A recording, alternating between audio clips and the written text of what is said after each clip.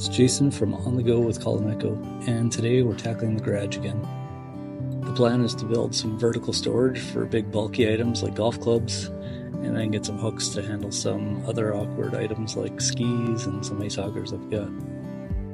This is episode 2 in the garage organization series. Right, to get things started, we cleared the space.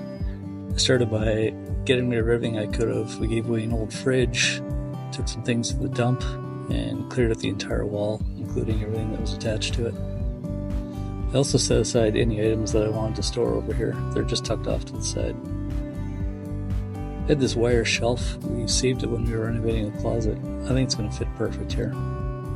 In the garage, I really hate storing things directly on the floor where you get spills and leaks. So to get them off the ground, this will work out just perfect. Now I lay out everything that I want to store over here. Got a big lawn chair, some golf clubs, and a couple of ice fishing tents. It's nice to be able to do this before you start a project like this, just to get a feel for the layout and make sure everything's going to fit the way you want. Lets you move things around too if things don't work like you planned. So now I'm getting a general idea how this is all going to fit down here. So I'm going to leave it for now, and I'm going to focus on the horizontal storage up above. I've had this old laser level for years, and it's great for projects like this. It really helps you line up, gives you a vertical and horizontal laser line.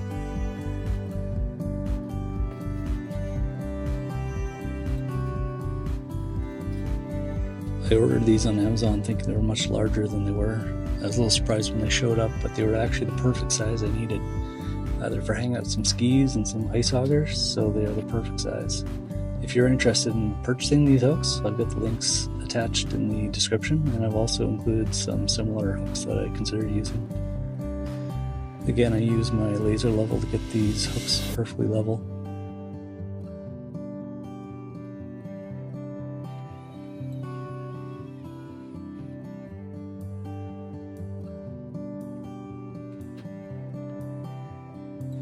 For the next set of hooks, I just eyeball the spacing. I would make sure I screw that into a stud so it's nice and sturdy. Normally I'd be using a stud finder for this, but the walls are so thinly painted I can see the drywall screw heads poking out, so it wasn't necessary in this case. Now with the laser level, I gotta readjust the height every time, so once I get the first line set up, it's easier just to use a 3-foot level.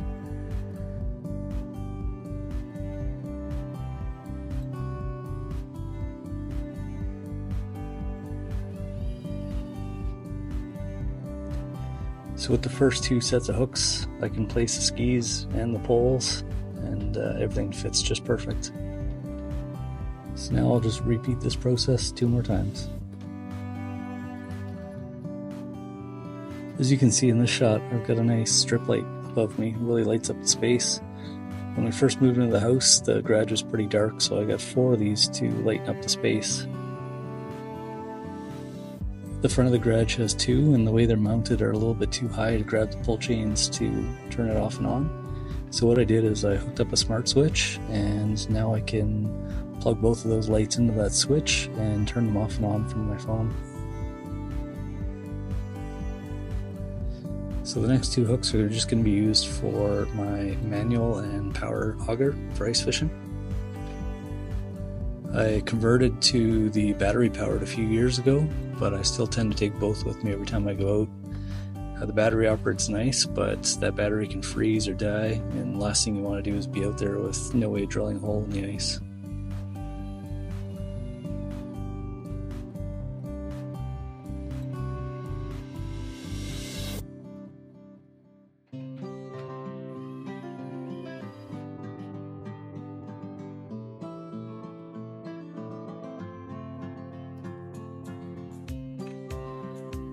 One important part of any project, make sure you stand back and admire your work. And from the last video, we had some hooks left from hanging the kayak that I didn't use, so I used them to hang my lawn chair instead. Overall, I think it turned out pretty good. And with that complete, I put my attention back on the vertical storage. So next I take that piece of wood that was mounted on the wall previous. It had a couple hooks and nails in it to hang things off of. I place it on the ledge behind where I'm building, and I just mark off the distance in between the objects. This will be my story stick for the remainder of the project. Having a story stick like this, it's just an easy way to do this without having to do a bunch of measuring. So now I got the plan. I just come back, take a couple measurements so I know what materials I've got to cut.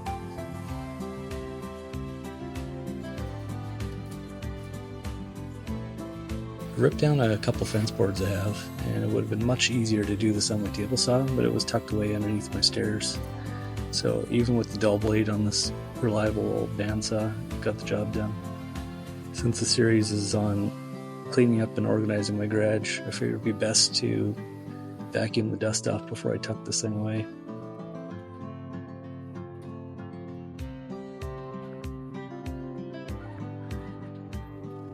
I do have a nice sliding miter saw, but it's tucked underneath the stairs with the table saw. So I go to my miter saw that's right by the door. I got this for maybe 25 bucks off Facebook Marketplace years ago. And keeping it right by the door is just really easy to pull out for quick cuts. And it being outside, the dust stays outside. So for this project, I need 5 of each component. So I lay out my first board, I make the one cut measured, and then I just use that one first board as a template for the rest of the cuts. This just really saves time and does a pretty accurate job.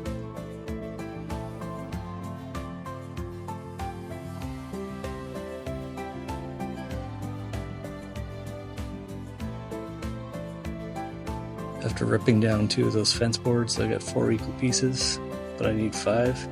So I'll cut 4 at once, and then I'll flip it around, and I'll cut off the other side, giving me a couple extra spares.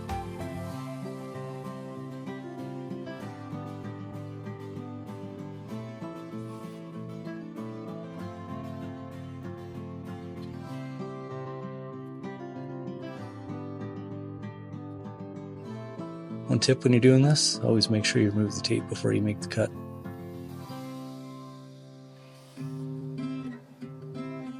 And again, rather than measuring every piece off one by one, I just cut that first piece and use it as a template for the rest of my cuts.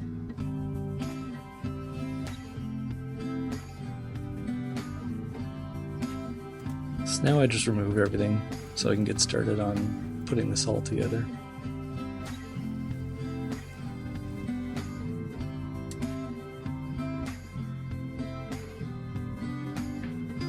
I place 5 blocks underneath the wire rack using the story stick to make sure they're spaced out properly. I then take these 1-foot 2x4s and I screw them right into the story stick on the same lines that I used to place the blocks below the wire rack.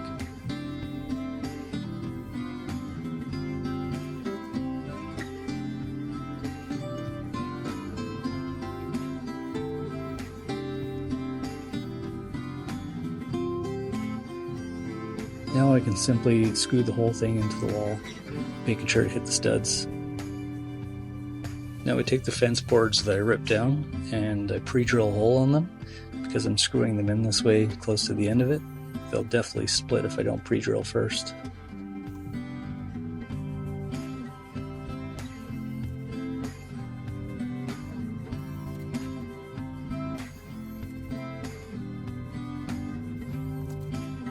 Just put the one screw in and I come back with the brad nailer to finish it off.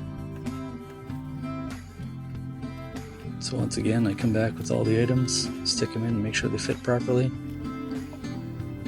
Then I pre-drill another hole to insert a eye hook loop. I open up the eye on the hook and insert a bungee cord. I then use a nylon tie strap to hold it in place. I was thinking I might just toenail those fence boards down to the bottom block, but they were so brittle they were just going to split. So instead I took a piece of 2x2 and cut them down, and then I could go and screw that into the blocks, and then I'd have something to secure the fence board to.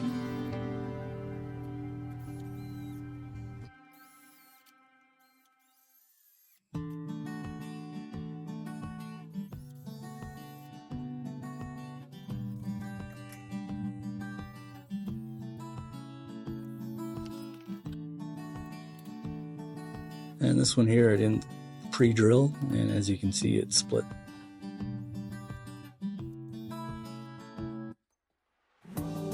Everything was stable and I was happy with it.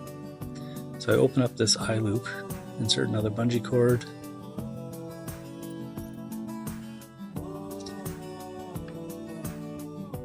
I just use my vice grips to close the eye loop again, and I'll throw a couple more nylon straps on it. Nylon strap just helps keeps the bungee cord centered. This garage organization project I'm working on can be a little overwhelming. I got a lot of gear in a pretty small space. So what I like to do is just kind of break the room down into sections. So last week we got rid of the kayak. It's a big object that was just taking up a lot of room. So we got that up and out of the way. This week we're going to focus on the sidewall when you first come in the garage. And it's pretty much just ice fishing gear, skis, and golf clubs. Breaking it down in these small sections just makes it a lot more manageable.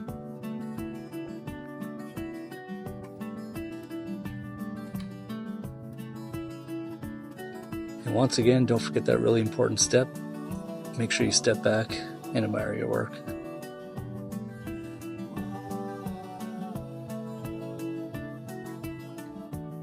So I'm pretty happy with the way everything turned out. So I'm going to put everything back on and strap it down. It's not the most elegant looking solution here, but at the end of the day, it cost me about $3 for the bungee cords.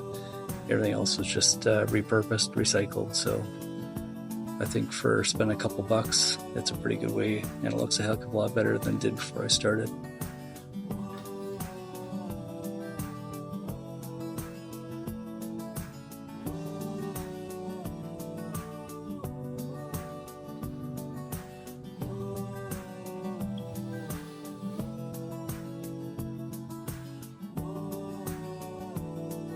So when I was pulling out the lumber, I did have one extra fence board I didn't end up using, so I thought it'd be a nice way to finish up this side. So I just measure, flip it over, measure the other side so I can make 2 cuts and get the boards I need to cover this up. Tack her in place, and it's looking good. This is episode 2 of this garage makeover series, so if you like what you saw, consider subscribing, hit the notification bell so you don't miss any future videos, and thank you for watching.